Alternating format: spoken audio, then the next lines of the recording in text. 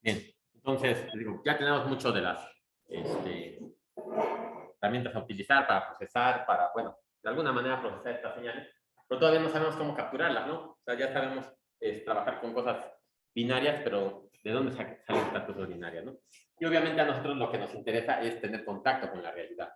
Entonces, en ese sentido, tenemos que llevar estas señales que vamos a adquirir de alguna forma reales a poderlas utilizar en la computadora, para poderlas aplicar a, no sé, a lo mejor un sumador, que podamos sumar señales o alguna otra cosa, ¿no? Más adelante se puede ver, digo, aquí nada más estamos dando un panorama general, no hay tiempo para más, pero cómo se puede procesar estas señales, ¿no? Puede hacer todo de un filtrado, ¿no? No llegaremos a explicar lo que es un filtrado, pero hay muchas herramientas que se pueden ocupar, ¿no? Pero entonces tenemos que hacer todavía esta captura de las señales analógicas a las señales digitales, ¿no? Esa es la idea de lo que vamos a ver. Sin entrar mucho en detalle, la parte matemática sí es bastante compleja, bastante interesante, pero ahorita lo que nos interesa más es que conozcan el concepto y lo puedan aplicar, ¿no? Entonces, esa es la idea de esta clase. Y vamos a hacer una pequeña práctica, ¿no? Vamos a ver que existen unos fenómenos que se presentan si no se hace una buena conversión de analógico a digital y que podamos identificarlas y que podamos quitar estos errores o fenómenos que suceden, ¿no? Entonces, bueno, esta presentación ya está en el Classroom, por si, bueno, para los compañeros que no sé si que también se pueda ver, y si ustedes igual la quieren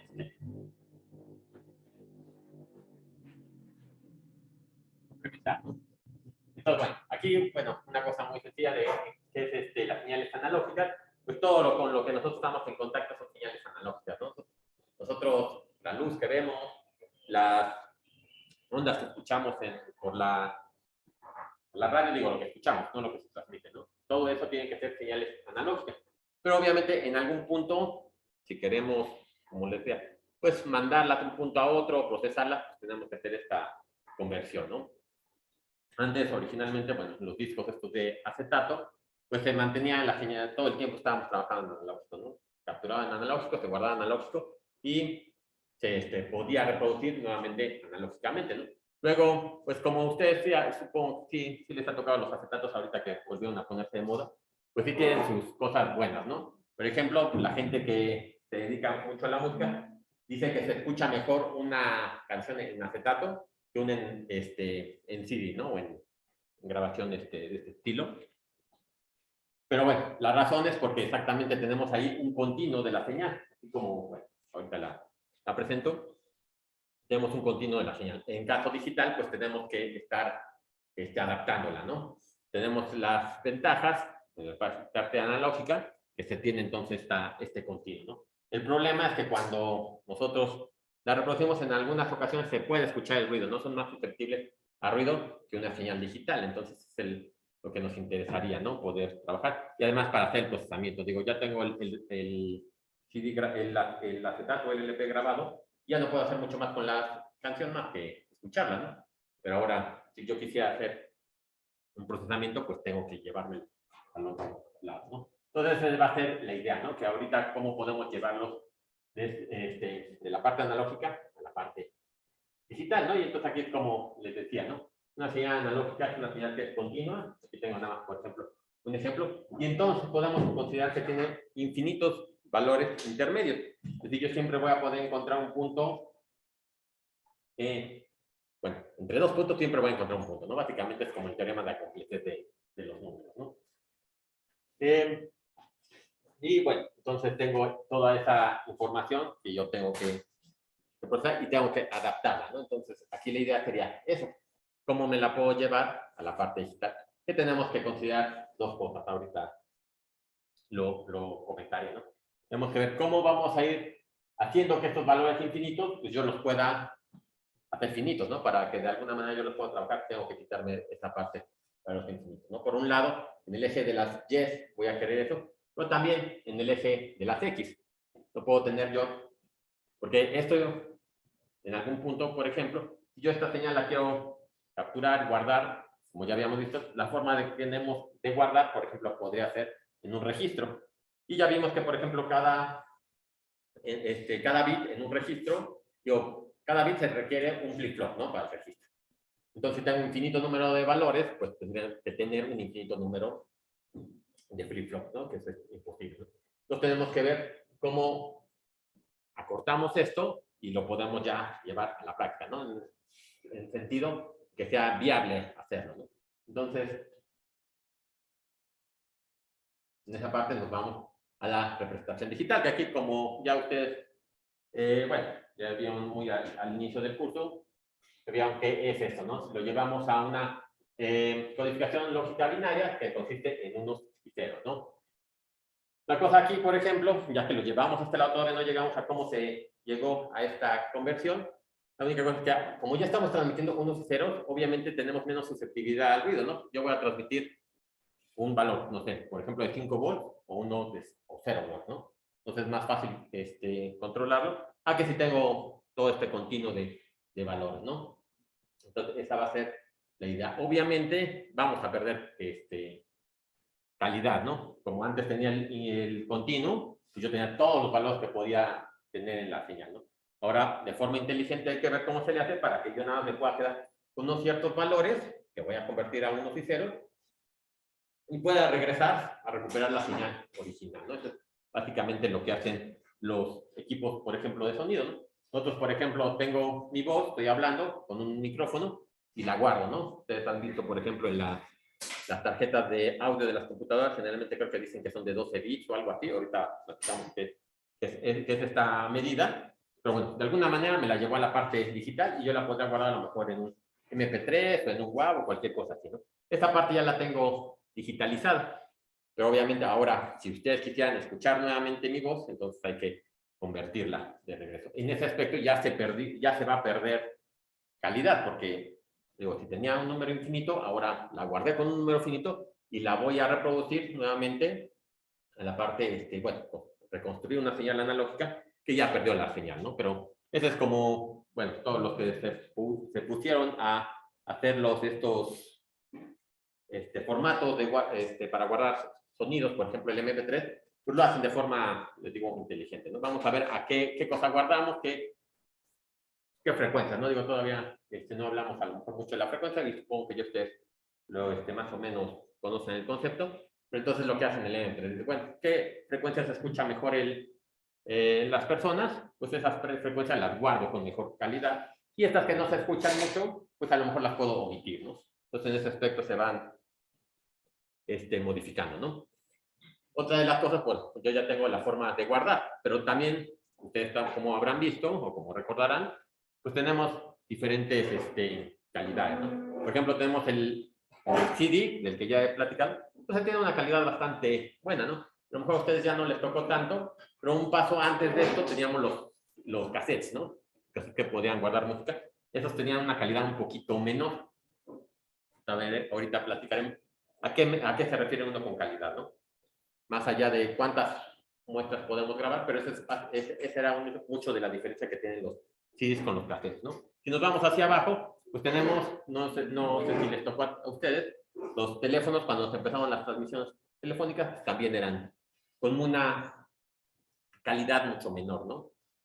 Y si nos vamos hacia arriba, pues igual, ¿no? Tenemos, por ejemplo, los formatos estos pensando en video, que también todo esto se puede llevar al video en calidad. Pues tenemos el DVD y luego salió el Blu-ray, ¿no? El Blu-ray que también tiene mucha mayor calidad y ahora los 4K y los 8K y en realidad lo que están haciendo es eso, ¿no? A la hora de digitalizar, que se pueda tener una mayor cantidad de información, ¿no? Independientemente de esa información, cómo se genera, ¿no? Ya mencioné ahorita los bits, pero hay otras cosas que tenemos que considerar, ¿no? Pero, bueno, entonces, eso es todo lo que tenemos que ver cuando lo llevemos aquí a la parte digital.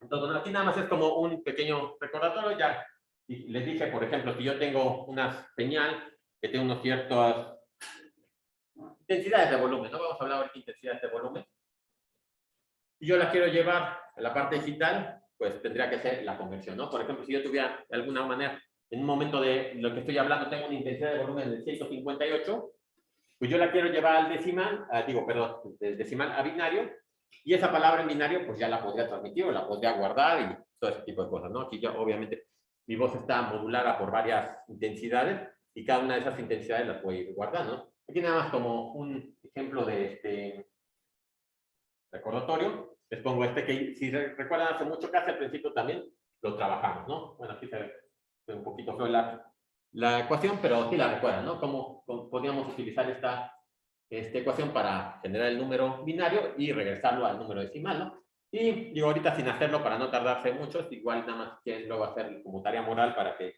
lo recordemos, pero ahorita nada más que me comentaran cómo el procedimiento para llegar del 158 decimal a binario.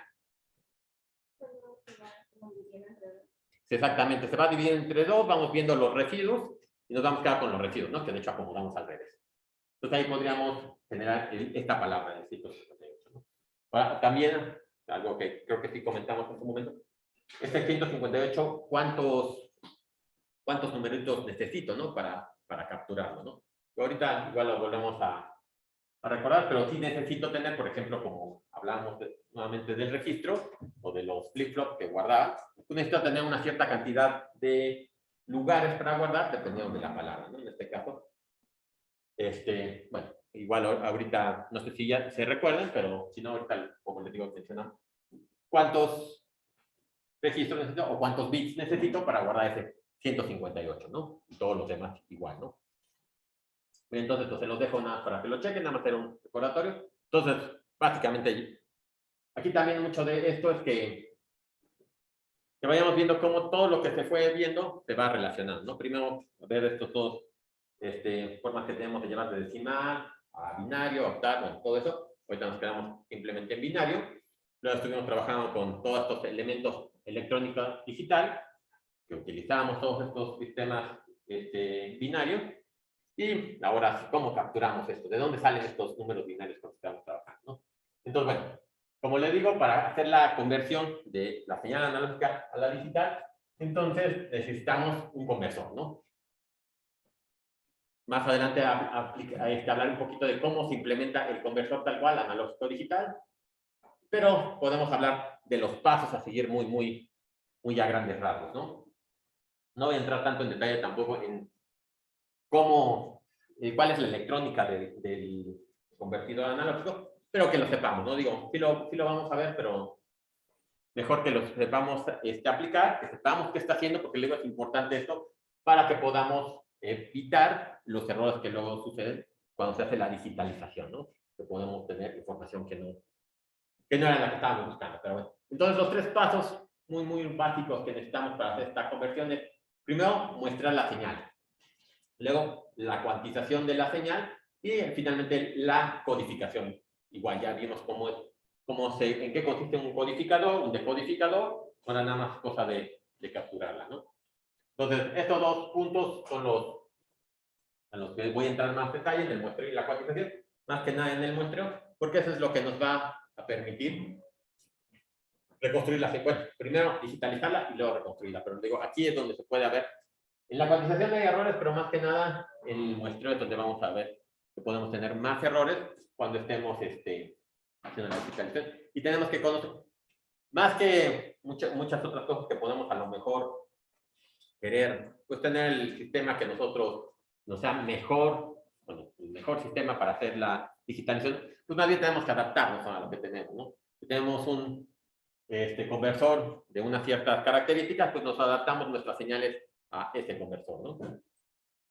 O bueno, ya por lo menos que sepamos las limitantes que tenemos y vemos entonces qué podemos hacer, ¿no? Pero bueno, entonces vamos a revisar estas de vuelta a tres partes, más en particular las primeras dos, ¿no?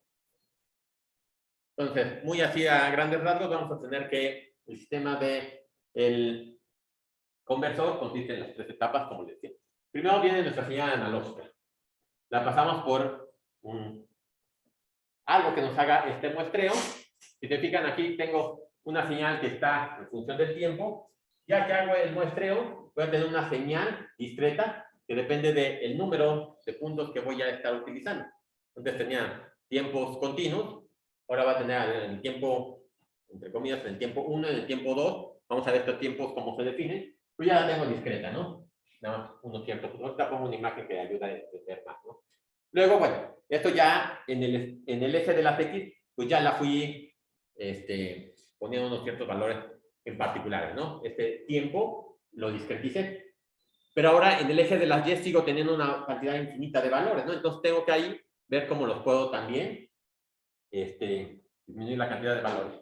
Entonces, en este aspecto hacemos el cuantificador, ¿no? Nada más vemos exactamente en valores cuantizados, bueno, valga la palabra, qué amplitud va a tener, ¿no? No podemos tener todas, entonces tenemos, ahí también se puede perder un poco de calidad, vamos a ver que ahí podemos poner una escalerita que nos va a servir para ver cómo se está viendo esto, ¿no? Entonces hacemos la cuantificación, ya tenemos entonces nuestra señal en el eje del tiempo discreta y en el eje de la Y también discreta, está cuantificado. Y entonces ya tenemos de X como función de N, aquí era, bueno, es una XD, que como función del tiempo también, y entonces ya nada más la codificamos, ¿no? Yo tengo mis palabras binarias y ya nada las codifico para mandar, para guardar, para analizar, como sea, tenemos que codificarlas, ¿no? Y ya después, haciendo la codificación, entonces de la señal analógica que yo tenía, ya me va a salir una señal en este estilo, ¿no? De unos y ceros, y yo ya la puedo guardar, como decía, lo que sea, ¿no? Entonces, así, muy, muy a grandes rasgos, esos son los 3 pasos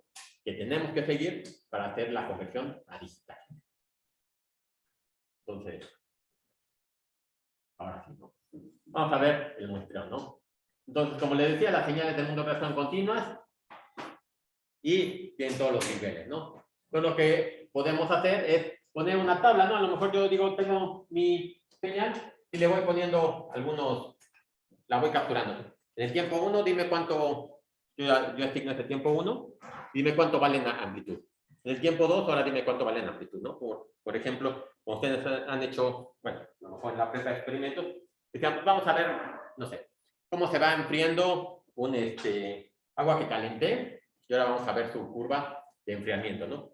Entonces, obviamente, le dicen a su compañero, ve midiendo las temperaturas, y yo las voy capturando, y a lo mejor ustedes deciden cada cuánto van a medir, ¿no? A lo mejor dicen, bueno, vamos a medir cada segundo. Entonces, el tiempo 1, tiempo 2 van a ser un segundo, 2 segundos, y con eso están entonces haciendo el muestreo de una manera, digamos, ¿no? Y cada vez que hacen el muestreo, ustedes miden la temperatura. En este caso, vamos a suponer que tenemos un termómetro con una resolución pues, infinita. Este es a lo mejor uno, bueno, y les iba a decir digital, pero ya estamos regresándonos a la parte de digitalización.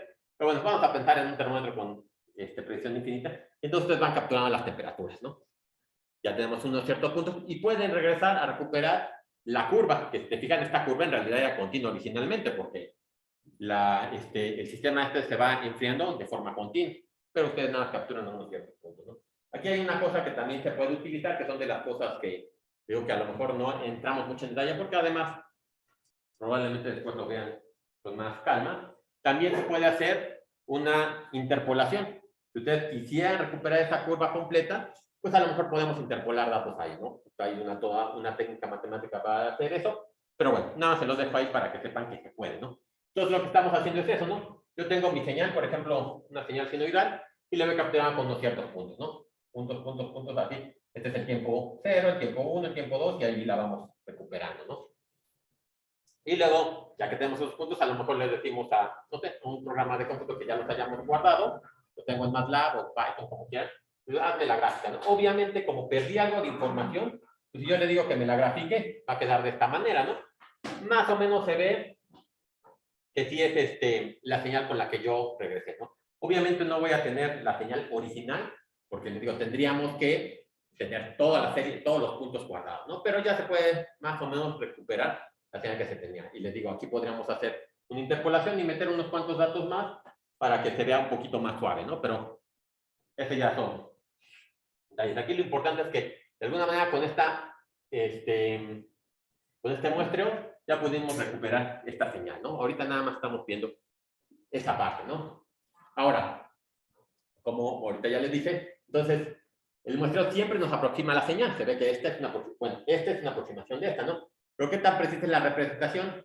Entonces, hay dos límites que tenemos que considerar para hacer recuperar la señal original, ¿no? Por un lado tenemos la resolución y por otro lado la tasa de muestreo. La tasa de muestreo de alguna forma ya la estuvimos platicando ahorita, de cuántos puntos voy a meter para recuperar la señal, ¿no? Obviamente una señal que es continua un tiempo, pues tendría que a lo mejor ver una tasa de muestreo de cuántas muestras voy a capturar por segundo o por unidad de tiempo, ¿no? Para tenerla mejor. Pero también tenemos que ver la resolución y eso nos lleva a ver los bits, ¿no? Ahorita llegamos a esta parte. Entonces, todas son las cosas que ahorita vamos a discutir un poquito más a fondo. Bien, entonces, la resolución, ¿no? Bueno, sí, bueno, lo que hemos discutido con los registros y todo eso, entonces para capturar estas señales ahora en el dominio de, bueno, no en el dominio, en el eje de las yes, entonces nosotros tenemos que ver cuántos valores tenemos y cómo los podemos capturar, ¿no? Entonces, como sabemos que vamos a capturar en binario, entonces necesitamos utilizar una cantidad de n bits para tener 2 a la n, ¿no? Entonces, por ejemplo, si estamos capturando, eso es algo que ya vio, por ejemplo, si tenemos no sé, un conversor a lo mejor de 3 bits, voy a poder meter 8 niveles. Entonces, por ejemplo, yo en el eje de las 10, yo solamente podría capturar 8 valores, ¿no? No sé si sea suficiente o no, pero de entrada con 3 bits yo puedo meter esos 8 valores, ¿no? Y pues aquí tenemos como los más típicos, ¿no? Por ejemplo, un conversor de 8 bits es como lo más convencional que pueden utilizar, que se puede comprar en el mercado por un precio razonable, digamos, les va a dar 256 niveles. Entonces, yo podría poner en el eje de la Y 256 valores, ¿no? Y pues uno de 24 bits, por ejemplo, de los más caros. Ahorita vamos a utilizar unos osciloscopios, habría que ver cuántos bits tienen para capturar. Y entonces aquí podría tener esta cantidad de niveles que me da flojera leer. Que yo podría poner, ¿no? Entonces ve que voy a tener muchos más valores con los que puedo capturar. Una cosa importante aquí, por ejemplo, cuando estamos haciendo la resolución, que estamos en la parte de la cuantización, es que obviamente voy a tener un error. Si yo, por ejemplo, ahorita retomamos esta parte, si yo, por ejemplo, tengo una señal que va de 0 a 10 volts, por ejemplo, la que podríamos capturar o generar con el generador de señales, entonces yo tengo que meter esos 10 volts en por ejemplo, pensando en los 8 bits, en 256 niveles. Entonces aquí tendríamos que ver, bueno, por ejemplo, ¿qué paso puedo dar entre un nivel y el siguiente nivel, ¿no? ¿Cuántos milivolts voy a tener entre esos dos niveles? Y ese va a ser un error que yo tenga, ¿no? Si tengo, por ejemplo, el valor de 0, o sea, apenas va a empezar a medir, y luego se empieza a incrementarlo. Digo, ya no quiero regresar porque no vaya a ser que bueno, me cuesta pasar entre hojas, pero acuérdense de la señal, ¿no? Entonces empieza a elevar el seno y entonces hasta que yo llegue al siguiente valor que me está marcando el 256, yo voy a poder ver el siguiente incremento. Antes de eso yo no voy a ver nada, yo voy a pensar que sigue en ser.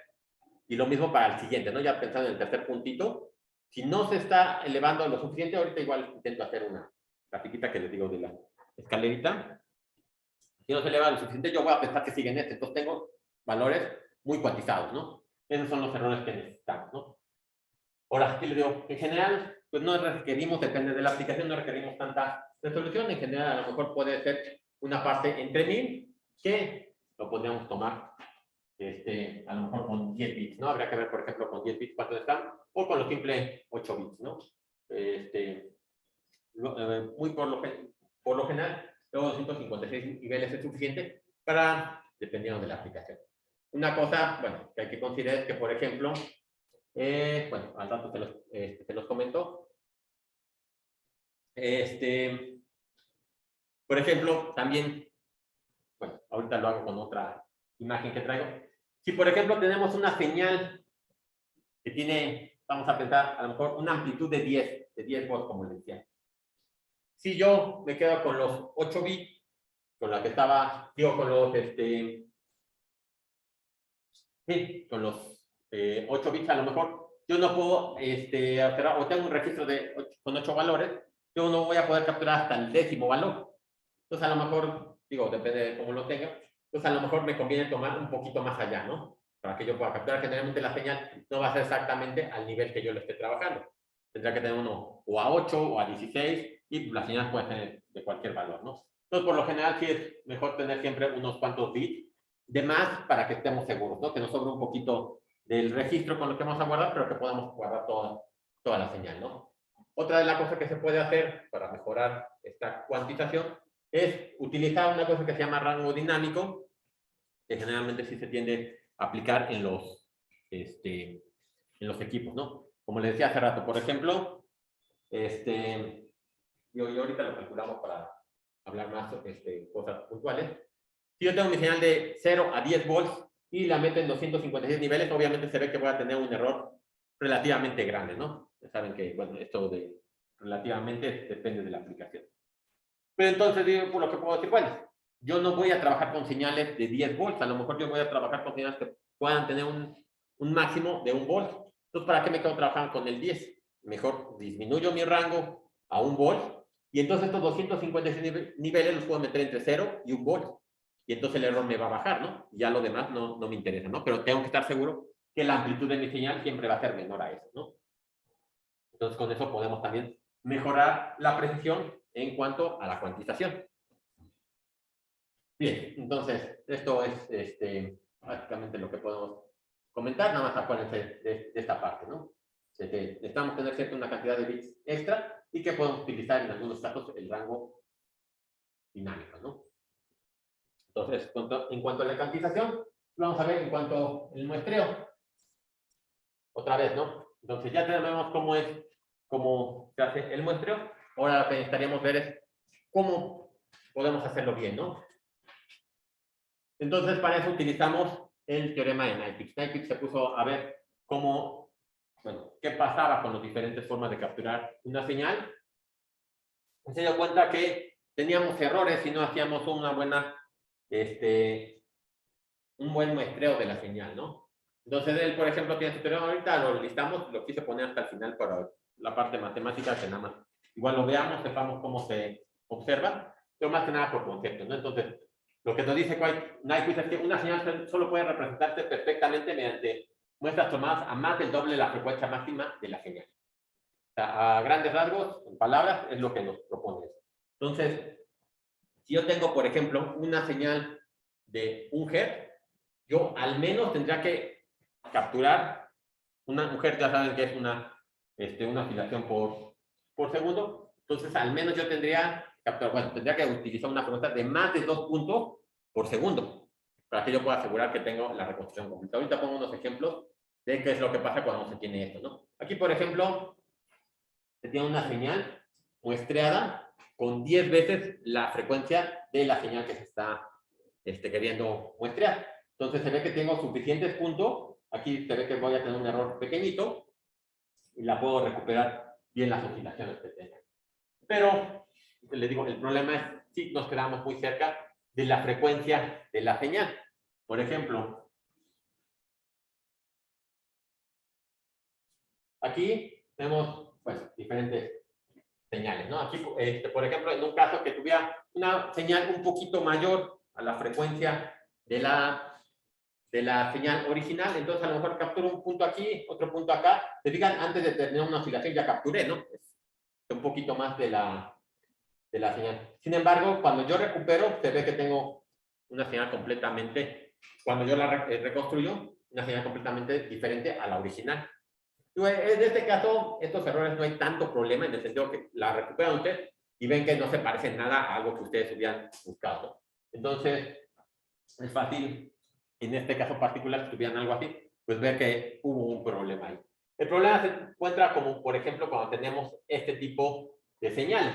Por ejemplo, en este caso se utilizó la mitad, como frecuencia de muestreo, la mitad de la frecuencia de la señal. Entonces lo que pasa es que esta está oscilando muy rápido y yo cuando voy capturando, pues parece, circunstancialmente van cayendo no circunstancialmente, sino es por la forma en que está, por el juego de frecuencias que estamos utilizando.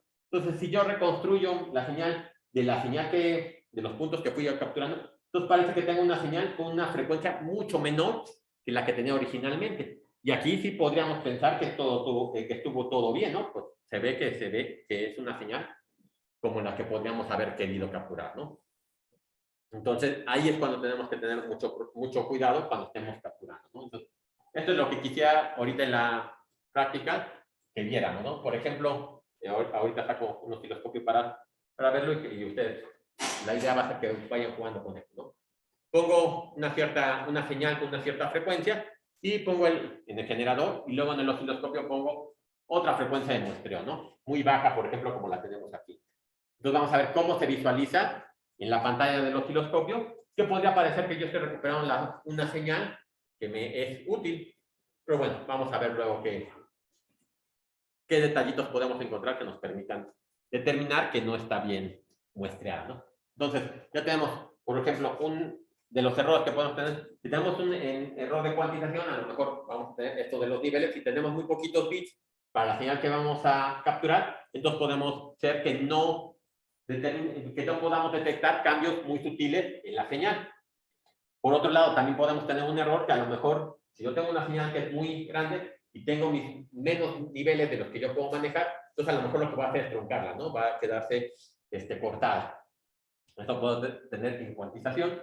Ahora, en muestreo, lo que puede pasar es errores como esto, ¿no? Que cuando yo vaya capturando los puntitos, entonces que se me generen, este es el ejemplo más interesante, que se me genere una señal que no es la que yo quisiera, ¿no? Pero podría pensar que sí, ¿no? O sea, en este caso, bueno, matemáticamente se puede representar que si nos vamos al espectro en el dominio de las frecuencias, no quiero, bueno, no quiero entrar mucho en esa parte, porque bueno, es algo que todavía ustedes a lo mejor todavía no han llegado a ver, pero si nos vamos de alguna forma hacemos una transformación que nos lleve esta señal, así como la tengo aquí, al dominio de las frecuencias, nosotros lo que vamos a ver es que tenemos frecuencias reflejadas. Si ponemos como un límite la frecuencia de Nyquist, entonces frecuencias que tengamos acá arriba se nos van a reflejar acá, ¿no? Y nosotros vamos a creer que son correctas. Les digo, aquí esta señal no habría ninguna razón para que yo creyera que está mal. Sin embargo, bueno, de la señal original que estamos analizando sabemos ya que no es esa, ¿no? Pero de vuelta en la parte de matemática, que no tiene mucho detalle, pero se puede todo esto explicar, ¿no?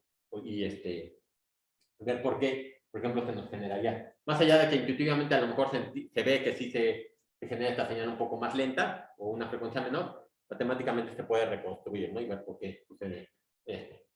Este es lo que se le conoce como fenómeno de aliasing, donde podemos generar una señal de una frecuencia mucho menor. Entonces, una de las recomendaciones es, por ejemplo, utilizar una frecuencia de muestreo mucho mayor que la frecuencia de que sepamos que va a tener nuestra señal, ¿no? Por eso es importante, igual en cursos anteriores ustedes han visto, por ejemplo, si van a capturar un electrocardiograma, un encefalograma o alguna otra señal que vaya cambiando en el tiempo, siempre les decía a su profesor que, bueno, veamos cuál es la frecuencia que tiene esta señal, ¿no? Y ustedes pueden establecer un rango de frecuencia para la señal que van a capturar, y entonces ya sabiendo cuál es la frecuencia máxima, a lo mejor que les puede interesar, pues ponen un poquito más, ¿no? Obviamente, en los dos aspectos, no podemos, como les decía, poner una cantidad infinita de valores. Por ejemplo, en la cuantización, yo quisiera tener a lo mejor siempre trabajar con una cantidad enorme de bits, 24 bits, 32 bits, no sé, 64 bits. Pero obviamente eso nos va a aportar mucho. Imagínate, cada palabra que cada punto que voy a capturar va a tener una palabra de 64 bits. Ocupa mucha memoria, ¿no? Y pensando en los flip-flop, como les decía, va a ser un montón, ¿no? Por otro lado también, si yo quiero aumentar la frecuencia de muestreo, pues yo puedo tener ahora sí más puntos. Con eso me aseguro que el teorema de Nyquist siempre se va a cumplir, pero el problema es que voy a tener una cantidad horrible de puntos por unidad de tiempo. Si yo voy a hacer una captura muy grande, pensemos en un Holter, un electrocardiograma que se guarda en 24 horas, 48 horas. Imagínense, estamos guardando todo el tiempo señales, ¿no? ¿Cuánto nos vamos a ocupar de memoria? Pensando que estoy capturando un puntito por cada, no sé cuál sea la frecuencia que se utiliza para electrocardiograma, ahorita se me fue, pero vamos a tener varios puntos por segundo, ¿no? Y no queremos entonces tener una cantidad demasiado grande, ¿no? Por esto. Por un lado, por cómo lo vamos a guardar, ¿no? Por otro lado, por el precio, ¿no? Aquí también les pongo unos ejemplos de precios que podemos encontrar nada más como para entrar. Por ejemplo, si yo quisiera utilizar un conversor de 250 kilo muestras por segundo o 250,000 muestras por segundo, tiene un valor pues relativamente accesible, ¿no? Digo, no es barato, pero se puede comprar, nada por ahí de los 300, ¿no? Si ya nos vamos a las 10 megas muestras, que sería como de millones, ya sube a 4000, ¿no? Y si nos vamos a unas gigasamples, o bueno, 10 a la 9 muestras por segundo, entonces ya se incrementa a 10,000, ¿no? Entonces se ve que tenemos un problema de que obviamente es mucho más caro el conversor, pero aparte de cómo vamos a capturar la información, ¿no? O cómo vamos a guardar la información y también a procesarla. Obviamente, si yo tengo un vector que a lo mejor como sea, utilicé un disco duro gigante para guardar, lo logré guardar, pero ahora cuando quiera hacer el procesamiento, si quiero sumar, no sé, lo que sea, yo tengo que agarrar toda esa información y llevarla, ¿no? Y también va a ser algo, computacionalmente hablando, va a ser también muy costoso, ¿no? Entonces, por eso es que tampoco nos queremos tener tantas muestras, ¿no? Pero tenemos que hacerlo inteligentemente para que no tengamos una cantidad exorbitante, pero tampoco que nos vaya a faltar información que no nos permita reconstruir bien la señal, ¿no? Entonces, eso va a ser con los juegos con los valores que tenemos que jugar para tener una buena reconstrucción, ¿no? Bueno, aquí les pongo otros ejemplos de Nightwish, nada más para que vean unos cosas. Aquí, por ejemplo, está 2.35 veces la frecuencia que se tiene, que bueno, no hay mucho problema. Sin embargo, por ejemplo, es un caso interesante que se pone, es 2.04 veces la frecuencia de la señal original. Entonces, nosotros podríamos, cuando capturamos la señal, podríamos tener este efecto. Podríamos creer a lo mejor también que es una señal correcta que tenemos que procesar. Y, bueno, tendríamos ahí sus errores, ¿no? También esta señal es interesante ver cuando nos la llamamos, les digo, a esta conversión que se puede llevar de estamos en el dominio del tiempo, si no la pudiéramos llamar al dominio de las frecuencias, como se podría ver, ¿no? Ahí, por ejemplo, si yo veo esta señal original, pues se ve que tiene solamente una frecuencia, ¿no? Es monótona, ¿no? Sube, baja siempre a la misma. Entonces, si lo vieran ustedes en el dominio de las frecuencias, verían un piquito ahí exactamente a esa frecuencia, ¿no? Cuando tenemos estas otras señales capturadas erróneamente, bueno, vamos a ver que salen varios picos. Estos picos luego llegan a tener a frecuencias mayores, frecuencias menores, que son los, bueno, estos picos lo que podemos hacer es para trabajarlos, para que no nos pase esto. Generalmente en los conversores se llegan a utilizar filtros anti-aliasing, que se les llama, ¿no? Y hay que ver, bueno, habría que ver las características de este tipo de filtros para evitarlo, ¿no? Obviamente, digo, si ya lo empezamos a ver como más o menos intuitivamente también, bueno, ¿qué es lo que requiero yo para que no tenga el aliasing, ¿no? Yo ya sé cuánto es mi velocidad de muestreo del conversor, eso ya yo lo compré y ya lo conozco. Entonces, a lo mejor podría poner un filtro antes de esa, bueno, a la mitad de esa frecuencia, ¿no? Entonces, yo sé que no voy a capturar nada que tenga una frecuencia mayor a la mitad de la frecuencia de mi conversor, ¿no? Con eso ya me quito frecuencias que no voy a poder capturar. A lo mejor me interesa, ¿no? Pero yo estoy limitado a lo que ya compré, a mi conversor, y entonces pues, me las quito, ¿no? Entonces, eso me puede ayudar a evitar este tipo de efectos, ¿no? Obviamente, también tenemos que ver qué vamos a analizar para saber qué conversor vamos a comprar, ¿no? Porque también va a ser una de las cosas importantes. Cuando diseñen ustedes bueno, en su proyecto, no sé si para este semestre van a capturar señales, pero si no, probablemente en séptimo semestre, sí, cuando estén haciendo instrumentación, pues pueden que sí necesiten capturar señales. Entonces tienen que ver qué van a comprar dependiendo de la señal que van a analizar, ¿no? Entonces, ahí sí necesitan ustedes ver qué se requiere, ¿no? Y bueno, ya, en realidad estos son los dos fenómenos que les digo que quería entrar más detalle, porque esos son los que nos pueden provocar errores. Luego ya viene la codificación, que obviamente ya capturé mis señales. Ahorita pongo otro ejemplo de una señal, ya como para resumir todas estas cosas que estuvimos platicando. Pues ya que tengo mis puntos guardados muestrados en el dominio del tiempo y cuantificados en el dominio de las amplitudes, obviamente lo podemos ver como voltaje. Entonces ya nada más es hacer la traducción. Yo ya esto de aquí lo llevo de un cierto valor que tuve en tiempo y voltaje y lo llevo al binario, ¿no? Que es como ya ustedes estuvieron haciendo las conversiones, ¿no? Como 158 que les ponía en el inicio, ¿no? Ya el proceso que están haciendo ustedes de convertir es la codificación, ¿no? Y ya lo llevan y lo guardan y hacen lo demás, ¿no? Este ya no es un problema complejo, este ya se puede hacer sin ningún problema, ya cuando la señal estuvo bien capturada, ¿no? Entonces, este es el ejemplo del que quería, bueno, no se veía tan feo, más chiquito, pero bueno, más o menos se ve, ¿no? Entonces, suponemos que tenemos esta señal, real, analógica, y entonces lo que hacemos al muestrear y codificar, entonces ponemos estos puntos, ¿no? Aquí, por ejemplo, estoy poniendo un tiempo 1, 2, 3, y cada tiempo estoy capturando una señal, como les decía, en este momento decimos, bueno, dime qué voltaje vas a tener, ¿no? En este caso, por ejemplo, también lo pongo muy cuantizado, va a ser 2, 3, 4 y así, ¿no? Y en este caso, por ejemplo, yo podría tener, bueno, yo tengo 7 valores, no pasa nada, lo podría capturar con 8 bits, ¿no? Digo, independientemente de la resolución que le vaya a dar. Pero, por ejemplo, si yo tuviera una señal que va hasta 10 y yo nada más puedo capturar hasta 7, entonces ahí la estaría truncando, ¿no? Entonces es lo que tenemos que tener cuidado de errores de truncamiento cuando tenemos que trabajar en cuanto a la cuantización.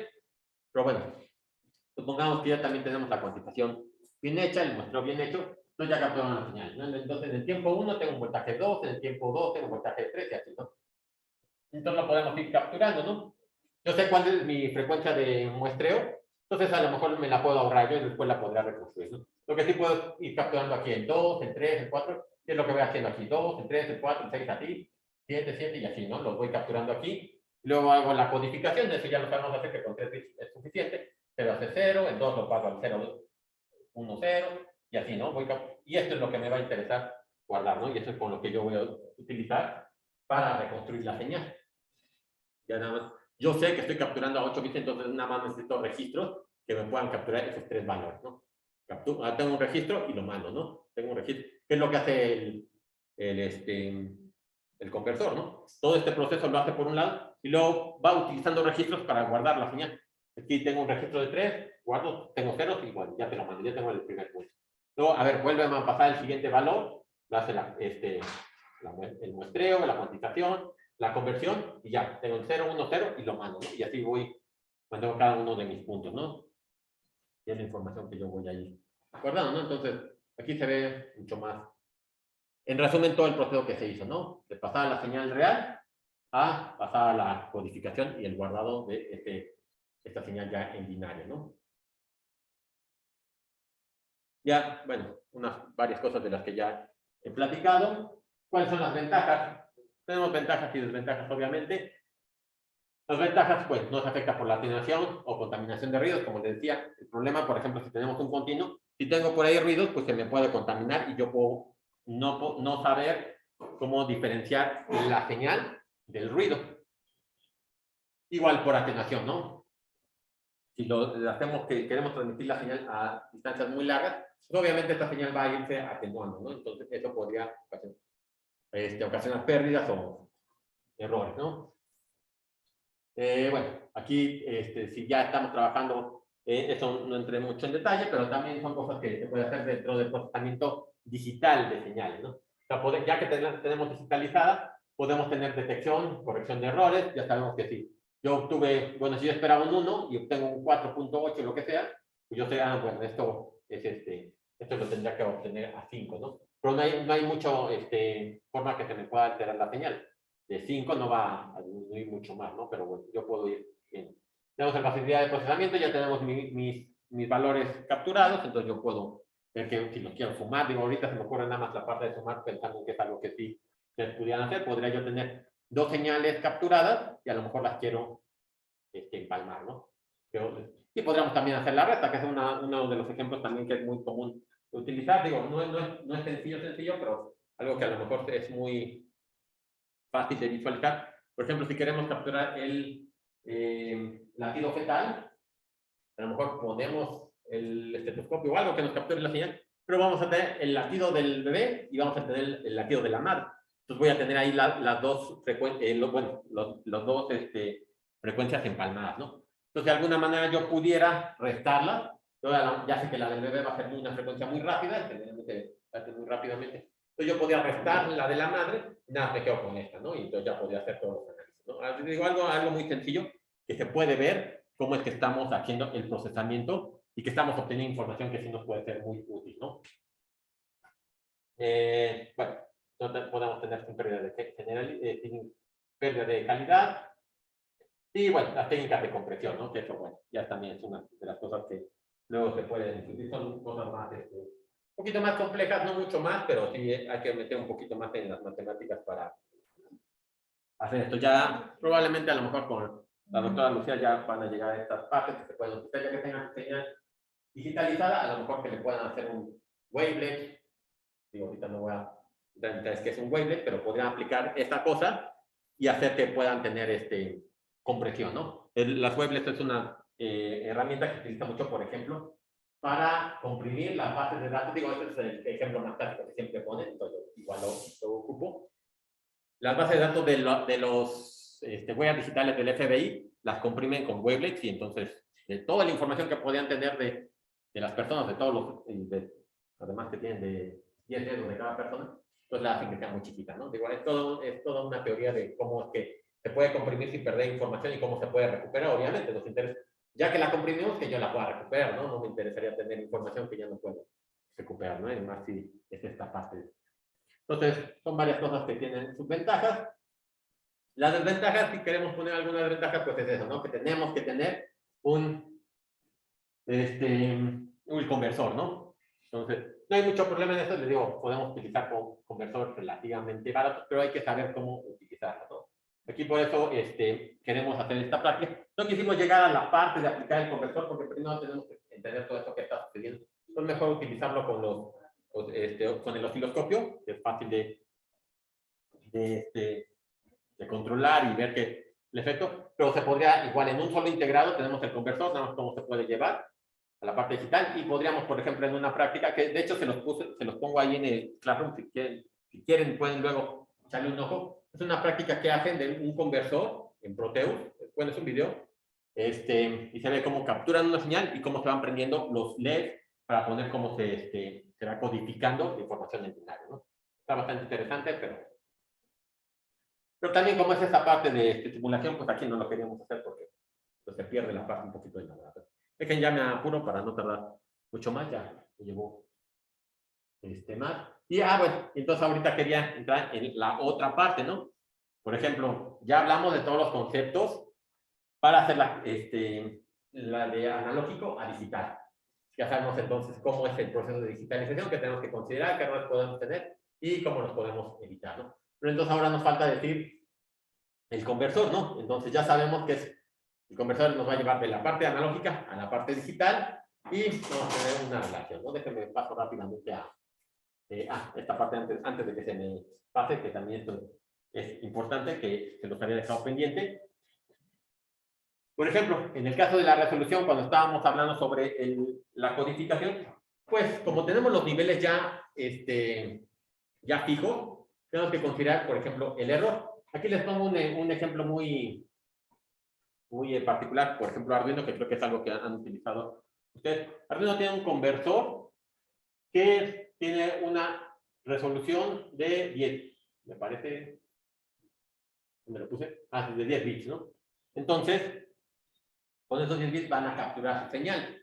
En este caso, por ejemplo, la resolución quedaría entre el valor de referencia, el voltaje de referencia o el voltaje máximo que vamos a meter, por ejemplo, los 5 volts que pudiéramos utilizar, y lo vamos a dividir entre 2 a la n, ¿no? Son los valores que podemos medir entre 2024, ¿no? Si somos más explícitos, más estrictos, en realidad sería entre, va valor de 0 hasta 1023, o sea, vamos a tener hasta 2n menos 1, ¿no? Entonces, por ejemplo, si tuviéramos una señal de 5 volts que estamos capturando, si hacemos esta división, igual háganlo después si tienen por ahí un teléfono que seguro tienen una calculadora, vean el 5 volts entre el 1024, van a ver que más o menos les da una resolución de 5 milivolts, ¿no? Entonces, por ejemplo, lo que les decía, ¿no? Si ustedes tienen un incremento, estamos primero en 0, ¿no? Y luego a lo mejor se sube la señal a 4 milivolts. Eso no lo vamos a poder ver. Nosotros vamos a esperarnos hasta que tengamos el 5 milivolts para tener el siguiente cambio, ¿no? Para tener un próximo cambio. Entonces, eso va a ser un error que tenemos con el que tenemos que vivir. Y va a ser lo mismo, ¿no? Ya llegó a 5 milivolts y quiero capturar el segundo punto. A lo mejor estoy en 8 milivolts, yo no los voy a detectar. Estoy en 9 milivolts, no lo voy a poder ver hasta que llega a 10 milivolts, ¿no?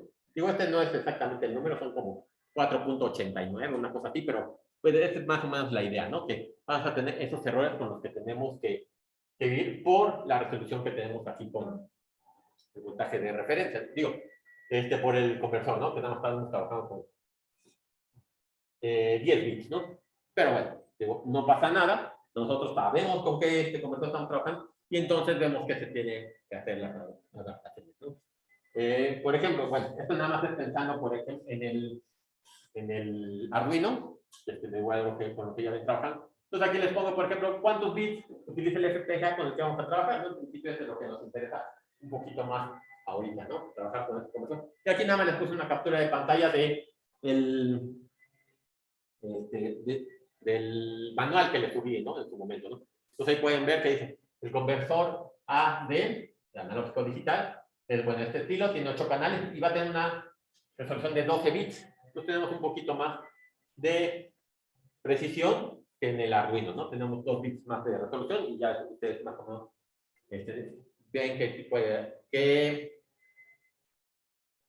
bueno, cuántos niveles vamos a tener ahí, ¿no?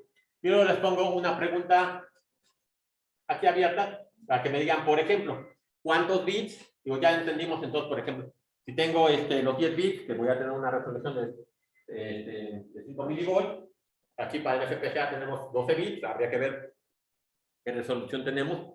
Pero entonces aquí, por ejemplo, les pongo una pregunta, ¿cuántos bits se requieren para tener una resolución aproximadamente de 0.4% el rango completo, ¿no? O lo máximo que podemos capturar, ¿no? Son 5 volts, son 10 volts, 10 volts, 5 volts. Para un valor en general, ¿cómo quedaría eso, no? Entonces digo, ahorita sin resolverlo, sin llegar a ver con cuántos bits necesitamos, ¿cómo podríamos plantear esta ecuación? Considerando que vamos a tener, a ver si se puede pintar aquí, que vamos a utilizar ¿no? El 2n menos 1.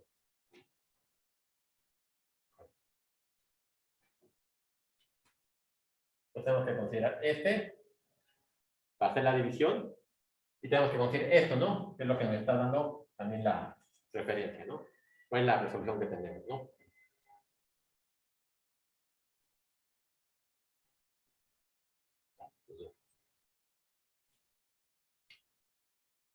No tiene control C.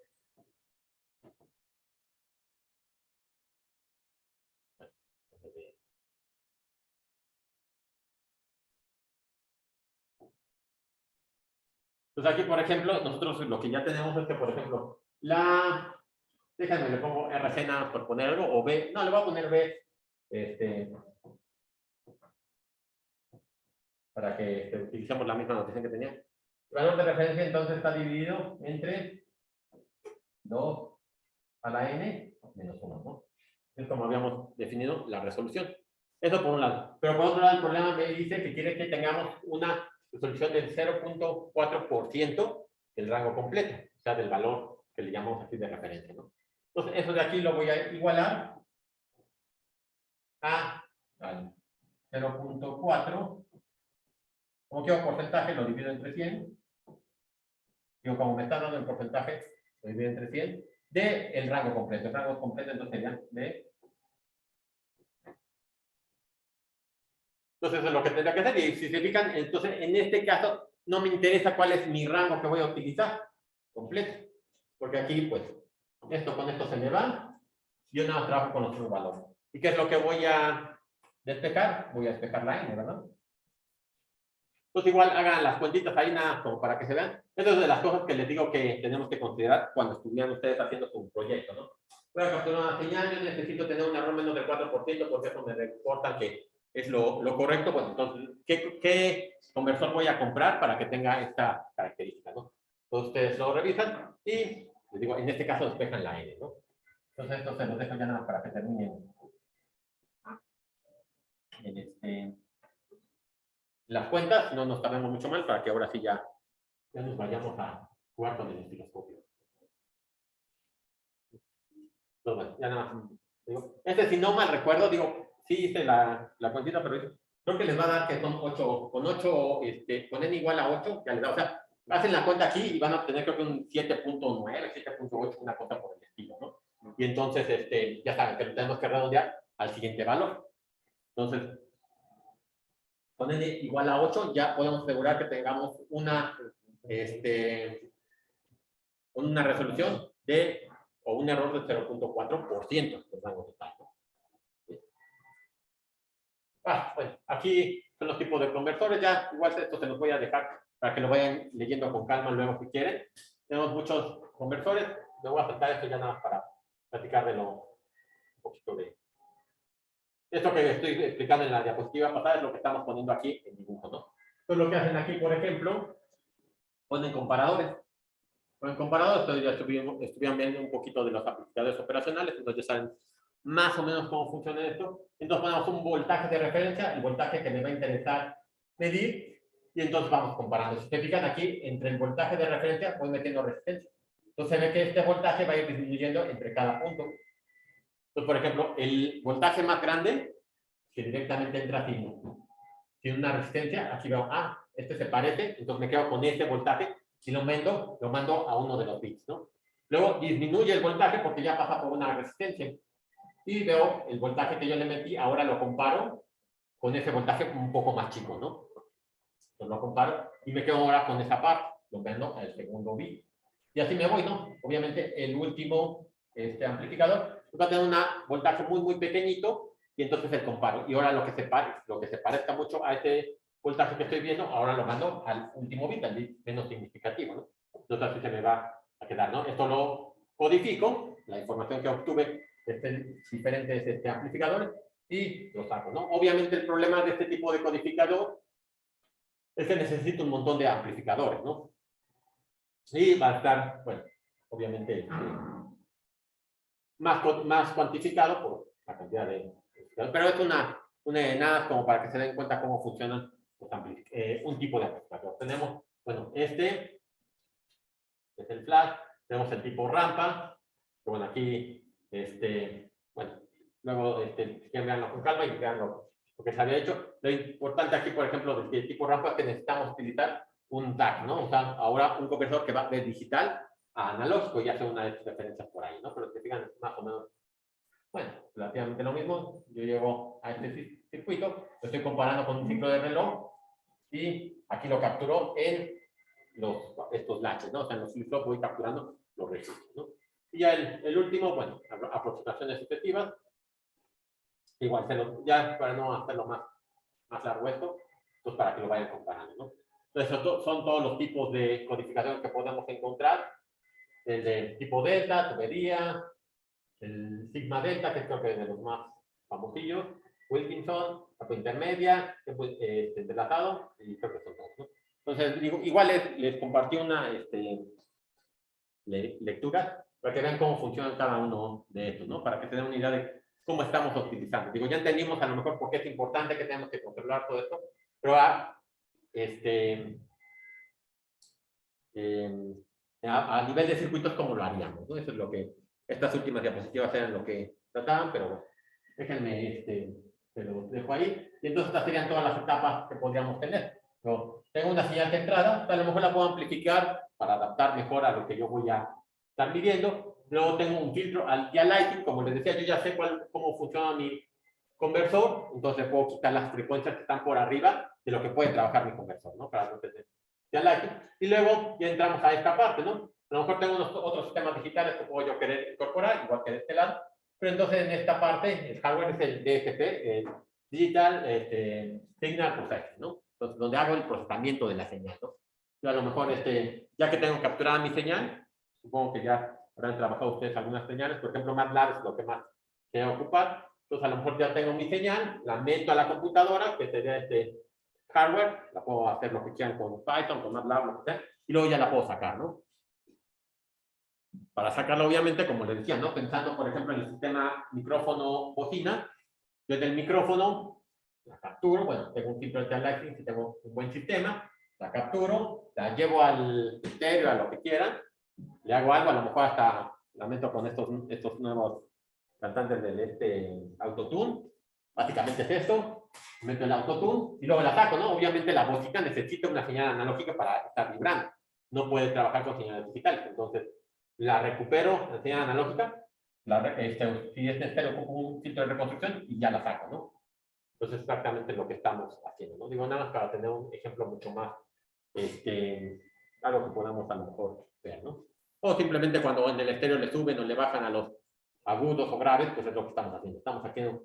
Estamos procesando la señal y le estamos ya sacando por la bocina, ¿no?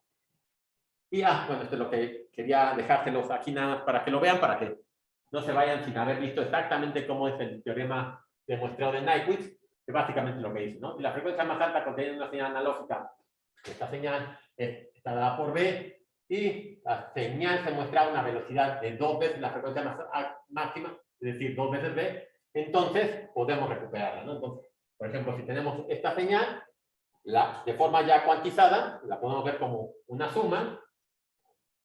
Ya hay unas cosillas por ahí. Digo, no quiero entrar mucho en detalle esto para no hacer la clase tan pesada matemáticamente hablando, porque es muy interesante analizar mejor, en forma más precisa, esto con el teorema de Nyquist, ¿no? Con esto de que tengo aquí, de hecho traía un problema, pero mejor, digo, ya también con el tiempo que se me fue encima. Si a alguien le interesa, se lo puedo compartir para que vea cómo es que la señal que está, bueno, una señal con una frecuencia muy alta, si la digitalizamos con una frecuencia muy baja, cómo es que se puede recuperar estas señales que vamos adquiriendo, que estamos visualizando, ¿no?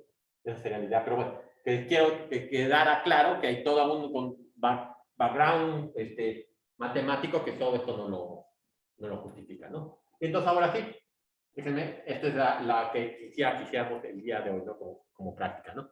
Y ahorita ya, 10 minutos más, les quito, pensando en la parte de la demostración del osciloscopio, y ya, ¿no? Entonces, por ejemplo, ahorita hacemos, bueno, les hago un ejemplo con una señal cuadrada. Por ejemplo, metemos una señal cuadrada de 10 MHz, por ejemplo, y la muestramos una frecuencia muy, muy bajita. Pero mejor que pongamos nuestra base de tiempo en 100 milisegundos o algunos milisegundos, ¿no? Que estemos muy, muy por abajo. Y la vemos, ¿no? Vamos a ver que en algún punto recuperamos la señal que estamos perdiendo, pero con una frecuencia mucho menor. Es como lo que estamos viendo en la señal del seno, ¿no? Entonces, bueno, esto nada más ahorita para que vean cómo se hace. Y luego ustedes ya que se queden jugando y hagan eso, ¿no? Por ejemplo, que muestren una onda senoidal. Ahorita, aquí le puse de fase 90 para que ustedes vayan jugando con las fases, para que vayan viéndolas cómo se controla la fase y que pueden jugar si quieren también con el offset. Pero nada más aquí. Lo pueden dejar con fase de 90 o con fase de 100, pero lo que sí va a ser interesante, que eso es lo que sí quería discutir ahorita, por ejemplo, que pongan una frecuencia de 1 Hz y la muestren a 4 Hz. Y vean que contesten las preguntas, ¿no? Que hay aquí, ¿no? Aquí, por ejemplo, el problema sería a lo mejor en el punto 3. Les digo, por ejemplo, que muestren a 1.9, a 1, a 0.9, son múltiplos muy, muy pequeñitos, muy precisos, ¿no? En este caso, el osciloscopio no nos deja jugar tan preciso con las frecuencias de muestreo. Entonces, aquí a lo mejor ustedes tendrían que ver una frecuencia de muestreo con la que puedan trabajar y adaptar la frecuencia del generador a una frecuencia que quede muy cercana a esta frecuencia de muestreo, ¿no? Por ejemplo. Aquí, por ejemplo, está un Hz y le está pidiendo que pongan el osciloscopio a 1.9. Si no pueden poner el osciloscopio a 1.9, pues adapten entonces la señal que están metiendo, ¿no? La cosa es que se quede una señal muy próxima a la señal a la frecuencia con la que están trabajando, ¿no? Pero a ver que se ve cuando es casi 2 veces, pero no llega a 2 veces, cuando es exactamente la frecuencia de muestreo es igual a la frecuencia de la onda, cuando estoy por abajo, y ya, ¿no? Eso sería como nada para que lo vean. Y que jueguen, por ejemplo, con la señal cuadrada y con la señal del seno, ¿no? Y ya, ese también es el último. Aquí se los dejo así para que lo chequen, ¿no? Entonces déjenme ya rápidamente, para pasar a lo otro, déjenme les hago la demostración. Para que lo vean.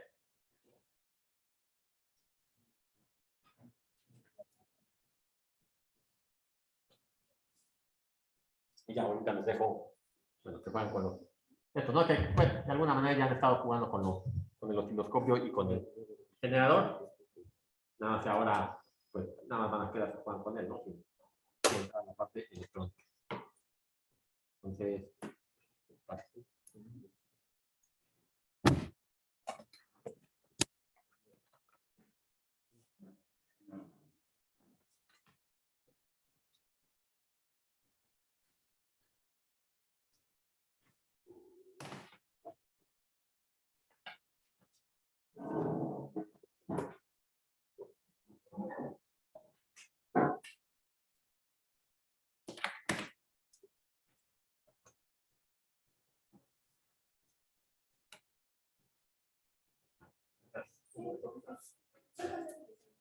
Sí, ahorita estamos aquí.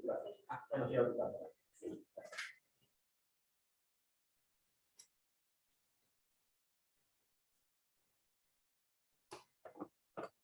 No, si no, ahorita levanto el osciloscopio para que lo alcancen a ver.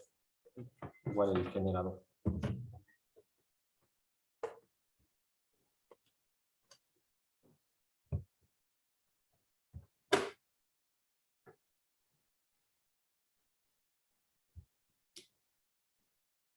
Bueno, empezamos con este, que este ya está prendido. Pues lo que voy a poner ahorita es una señal cuadrada. Le voy a poner una frecuencia de 10 Hz. 10 Hz. Bueno. Y lo voy a dejar con una amplitud de 5 volts. Oh, no, bajo a 1 para. No hay tanto problema, pero así estamos seguros. Estamos en un volt, ¿no? Y ahorita se los muestro a los de este lado. Ah, no, agarré uno que no era. ¿Tienes por ahí uno BNC?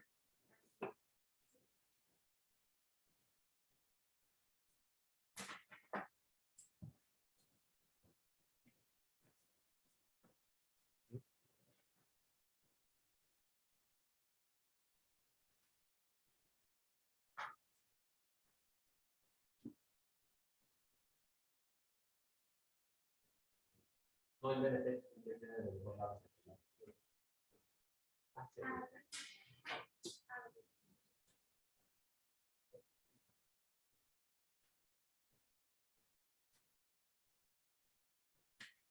Entonces ya está configurada, ya nada más es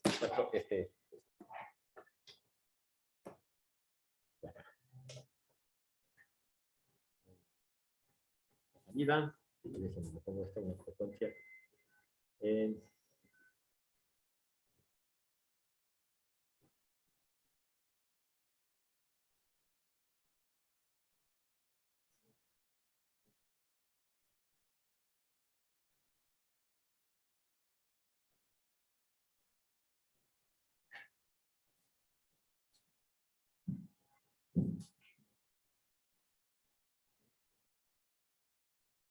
Bueno, a ver si se... Está, ¿no? Entonces ya vieron que lo puse a 10 MHz y un voltaje de pico de 1, ¿no? Entonces aquí, por ejemplo, ya meto mi señal y empiezo a verla así, ¿no? Entonces se ve como que está saturada, está muy grande la base de tiempo. Ahorita la puse en 200 milisegundos, creo, ¿no? Ahorita lo reviso. Sí, no, lo tenía en 4 segundos. Ahorita le bajo a 1 segundo, ya como que se ve que se va mejorando. Lo pongo 400, déjame la bajo más, un poquito más, para que se vea mejor. Ya, por ejemplo, aquí la tengo en 20 milisegundos. Entonces estoy metiendo una señal cuadrada y ya se ve como que ya tengo la señal cuadrada, ¿no? Entonces podría pensar que, pues ya voy bien, ¿no? A lo mejor ya. Sin embargo, si se fijan, pues la señal se está moviendo, ¿no? Y si se recuerdan, bueno, no sé si qué tanto han visto del osciloscopio, tiene una cosa que se llama aquí el trigger. Esta línea que se está moviendo ahí, que es lo que le dice, fíjate cuando hay un evento ahí, ¿no? Entonces yo esperaría que con ese trigger ya se viera bien y que estuviera bien fija. Pero aquí pues se ve que no se sigue moviendo, ¿no? Entonces lo que podría hacer, bueno, vamos a ir cambiando, seguimos cambiando aquí con la base de tiempo horizontal, voy cambiándolo, ¿no? Aquí ya lo tengo en 100 milisegundos, se ve como un poquito mejor y aquí de repente ya pierdo la información, ¿no? Que yo pensé que ya tenía. Entonces, pues la voy bajando todavía más, ya voy en 100 micros, 400, 200 micros. Bueno, voy a ir más rápido y ahí está, ¿no? Entonces ahí, por ejemplo, ya voy en 40 nanosegundos y entonces ahora sí recuperé otra vez la señal, pero ya no se está moviendo, ¿no? Entonces ahora sí se ve que sí alcanzó a pescar bien el trigger, ¿no? Y entonces, y ahora sí, pues ya puedo ver. Aquí le podría decir, por ejemplo, bueno, no sé si lo alcancen a ver ustedes, aquí tiene un detector de frecuencias que me está diciendo exactamente que ahora sí está detectando bien la frecuencia. Bien, lo pongo acá, en esta que tenía aquí. Aquí no la alcanza a detectar y está cambiando. Bueno, no sé si se alcanza a ver, pero está cambiando mucho, ¿no? Si lo pongo ya en esta, digo, igual esto lo van a ver ya con calma ustedes. ¿Quién puede empezar a jugar así? Y ya me lo deja bien fijo y ya puedo ver estática la imagen, ¿no? Entonces, esa es la idea, ¿no? Que, por ejemplo, en PC, cuando se está moviendo una base muy, muy grande, milisegundos, o tengo una señal de megahertz, ¿no? Y aquí ya tengo. Y aquí podrían, por ejemplo, ya capturar, bueno, intentar ver, pues ya saben ustedes, por ejemplo, cuál es, o no sé, sí, ya le has platicado cuál es la relación entre la frecuencia y la longitud de onda, ¿no? Una longitud de onda ya saben que es un ciclo completo, ¿no? Entonces podrían ver cuál es la relación. Aquí ya se puede ver muy bien de dónde está la frecuencia. Aquí podemos, por ejemplo, que empieza aquí la onda y aquí termina una onda. Entonces podríamos determinar la longitud de onda, a ver si hay una relación con la frecuencia que yo estoy capturando aquí, porque digo, él lo hace, pero igual a nosotros nos gustaría verificar que sí sea, ¿no?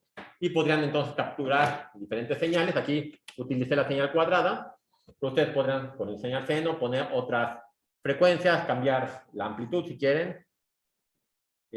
También, como les decía, el offset, aquí ya saben, ¿no? Para cambiar el offset o la fase, pues ya nada, toman el botón que corresponde, ¿no? Offset, fase, aquí la tengo en 0, y la tengo ya en 1. Y ahí se ve, ¿no? Cómo se va moviendo la señal. Acuérdense de cuando, matemáticamente o en física, que tenían la seno, bueno, seno de omega t más phi, ¿no? Esa era como la señal que la podían ver. Esa phi es la fase, ¿no? Es el medio. No, nada, para que se puedan leer. Yo aquí se los pongo nada más para que tengan.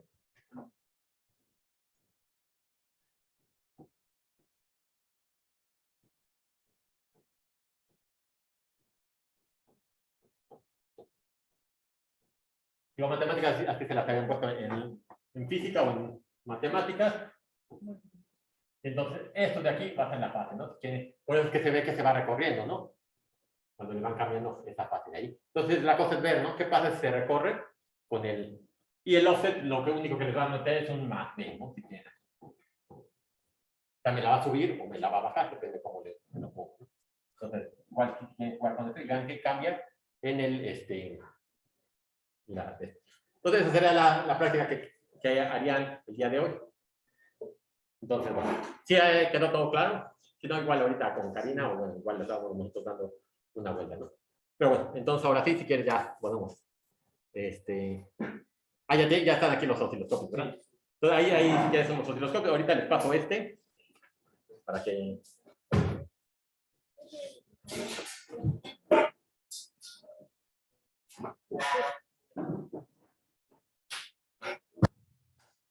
Te paso ya que anda.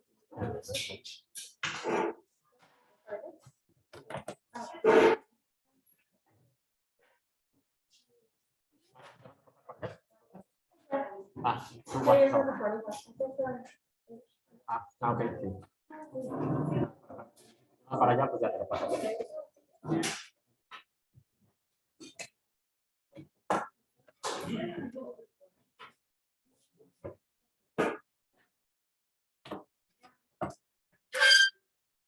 Y a los de línea. Los de línea. Así ahorita vamos a los de línea. Ahora sí, ya regreso con ustedes. Entonces, bueno, ya, como les decía ahorita, sus compañeras van a estar trabajando con los osciloscopios, ¿no? La parte que ustedes, lo había platicado un poquito al inicio con Areli, que lo que quiero que hagan ustedes es que jueguen con el conversor del FPGA. La idea aquí, por ejemplo, la parte compleja para ustedes es, todavía nosotros, bueno, fuera de la primera clase que sí hice una asignación de pines para ver cómo iba a aprender el LED, ya no volvemos a asignar pines. Entonces, ahorita lo que ustedes tienen que utilizar es ver cómo van a utilizar estos puertos GPIO que vienen en el FPGA para capturar una señal, ¿no? Y cómo se captura una señal ahí, ¿no? No vamos a hacer nada más vamos a capturarla, igual que se quede ahí en algún registro o lo que sea, ¿no? Luego ya veríamos la parte de un procesamiento, ¿no? Pero lo importante ahorita sería eso, que veamos cómo configurar los pines para capturar la señal. Obviamente, configuramos el pin para decirle, voy a utilizarte a ti como pin de entrada. Estos GPIO ya saben que son pines de propósito general, o sea, pueden ser de salida o de entrada. Entonces tienen que decirle que lo van a configurar con un pin de entrada Y luego lo que les esté entrando a ese pin, que hagan la codificación. Tienen que ver cómo utilizan el conversor analógico digital que viene en el FPGA, ¿no? Y le digo, ya nada más guarda la señal ahí, no hagamos mucho más, nada más eso, ¿no? Porque en realidad eso es lo que, a lo mejor, alguno de los proyectos, eso sería la idea, ¿no?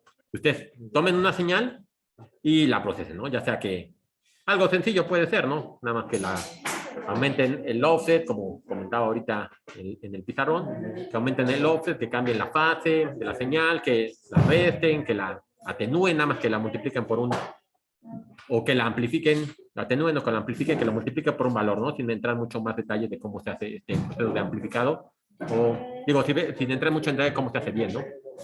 Pero que puedan hacer esa parte, ¿no? Eso sería el trabajo para ustedes en la siguiente hora y media, que vayan jugando con eso. Ahí, digo, ahí, bueno, no les he dado tanta información en lo que les compartí hasta ahorita de cómo utilizar estos pines de entrada y salida, pero hay mucha información en la red, entonces váyanlo checando y si quieren después lo podemos ir viendo, como sea, si alguien tiene algo que determine igual me lo pueden mandar, me lo pueden mostrar y lo vamos discutiendo, ¿no? Pero ya estamos en las últimas clases prácticamente de teóricas que vamos a tener, ya vamos a empezar ahora sí a trabajar con los proyectos, entonces ya ahora sí tenemos que empezar a tener esto.